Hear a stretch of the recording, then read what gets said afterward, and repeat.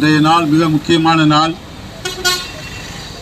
இன்றைய நாளிலே அகில உலக இந்த மனித உரிமைகள் எந்த அளவிற்கு இருக்கிறது என்பதை, அதிலும் குறிப்பாக இந்தியாவில் மனித உரிமை எப்படி இருக்கிறது என்பதை பற்றி சர்வதேச அரங்கிலே இந்தியா தன்னுடைய அறிக்கையை இன்று இரவு 7 மணி முதல் 10 மணி வரை பதிவு செய்ய இருக்கிறது. 2017க்கு பிறகு 2022 இன்றைய நாளிலே அது தன்னுடைய மனித உரிமைகள் குறித்த சாதனைகளை மாறுதட்டி பறைசாற்ற இருக்கிறது. இதை நாம் எல்லாம் கட்டாயம் காண வேண்டும்.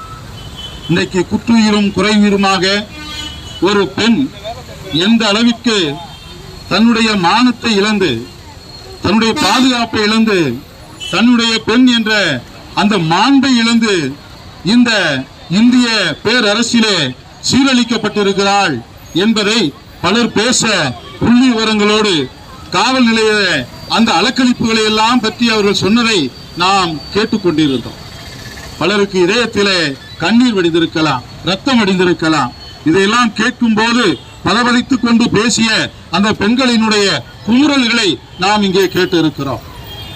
அன்பார்ந்தவர்களே, காவல் நிலையம் என்பது நமக்கு பாதுகாப்பானது. ஒரு சிறிய காதுவழி செய்தி கிடைத்தால் கூட அதை மிக மென்மையாக போய் அதை கண்டறிந்து அதை ஒரு புகாராக எடுத்து அதற்கு பாதுகாப்பு கொடுத்து நீதி பரிபாலனை பண்ண அந்த காவலர்கள் எல்லாம் கூட இருக்கிறார்கள், இல்லாமல் இல்லை. காவல்துறை ஒட்டுமொத்தம் அநியாயம் என்று சொல்லவில்லை. ஆனால் இன்றைய நாளில் இங்கே குறித்து பேசப்பட்ட இந்த காவல் நிலையங்களில் உள்ள சிலர் இந்த குற்றவாளியினுடைய ஒரு நீட்சியாகவே அந்த பெண்ணை வன்புணர்வு செய்திருக்கிறார்கள். அதற்கு முன்னதாகவே தகவல் கிடைத்தது போல பாதிக்கப்பட்ட பெண் வந்தபோது பேசியிருக்கிறார்கள். அவரினுடைய கால்களாக செயல்பட்டு இருக்கிறார்கள், கைகளாக செயல்பட்டு இருக்கிறார்கள், அவர்களை அலக்களித்திருக்கிறார்கள், பாதிக்கப்பட்டவரையே அடித்து துன்புறுத்தி இருக்கிறார்கள். சட்ட ரீதியாக கொடுக்கப்பட வேண்டிய எல்லா பாதுகாப்பையும் இருட்டடிப்பு செய்திருக்கிறார்கள். இது எப்படிப்பட்ட நியாயம்? எங்கே இருக்கிறது பெண்களினுடைய பாதுகாப்பு, பெண்களினுடைய உரிமைகள் பாதுகாப்பு, பெண்களினுடைய மாண்புகள் பாதுகாப்பு? அது அன்பிற்குரிய சகோதர சகோதரிகளே, இன்றைய நாளில் புண்பட்ட உள்ளத்தோடு குமுறிக் கொண்டிருக்கக்கூடிய இந்த குரல் இங்கே நம்முடைய ஆட்சி பீடங்களை எட்ட வேண்டும். சரியான நடவடிக்கைகளை அவர் எடுக்க வேண்டும்.